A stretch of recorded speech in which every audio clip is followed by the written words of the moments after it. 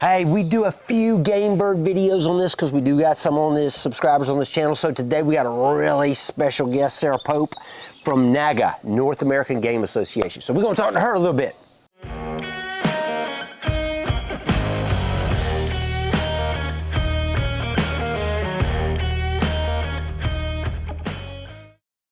All right, Sarah, we're glad to have Sarah with us today. It's the first time I've ever met Sarah. She is also with McFarland Pheasants, as you can read there, which, as I understand, is one of the, if not the biggest, one of the biggest pheasant growers. Correct. Up in Wisconsin. Yes. So anyway, we're down here at the Southeastern Gamebird Association at a conference, and my buddy John Tuck introduced us today. But she is also the president of NAGA, and so we've got some game bird people. Maybe they've been thinking about, hey, should I go to these things? Should I join? So why would somebody want to get involved with NAGA? Well, thank you very much. Thanks for having me today on your show. Yeah. And the main reason you'd want to become involved with NAGA is because we are the trade association of the game bird industry.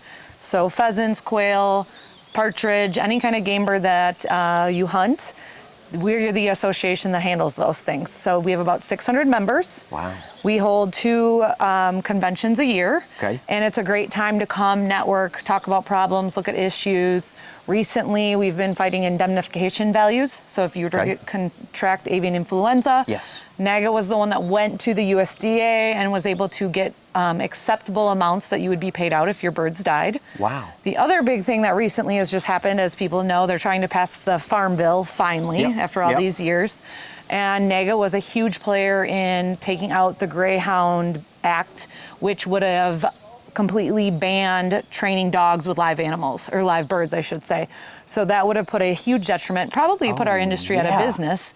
And NAGA played a huge role with the Sportsmen's Alliance in getting that language taken out of the bill, contacting senators, legislators, anyone that would listen lobbying to have that removed. So we are an association. We do go to Washington. We are well known, and our little niche industry is representative then in DC, which is really important for an industry like our own. For such a small niche, like you said, to have a big impact on other industries is pretty crazy. Yes. So if you got 600 members, how many growers would be in North America?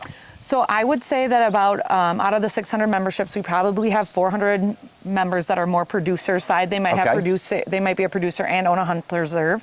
And then the other 200 are primarily the hunting preserves, so the customers of the producers. So you're basically saying that in that association would be your producers, and then you guys, so who they sell to would be the hunting clubs and stuff like that. Yes. So okay, so let's go back up to how many producers. If there's 400 membership there, is there an estimate? Does anybody know how many people are going? Like, at this conference, there's a lot of...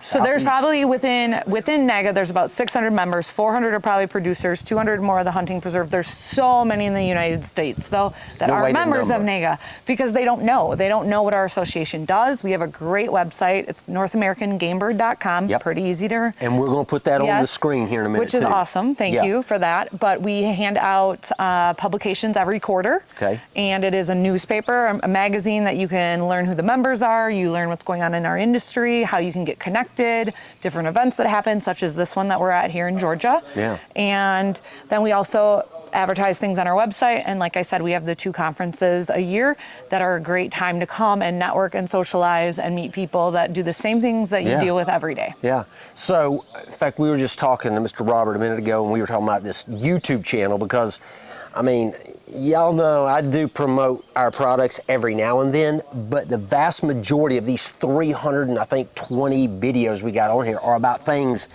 that maybe will probably help you with either your taxes.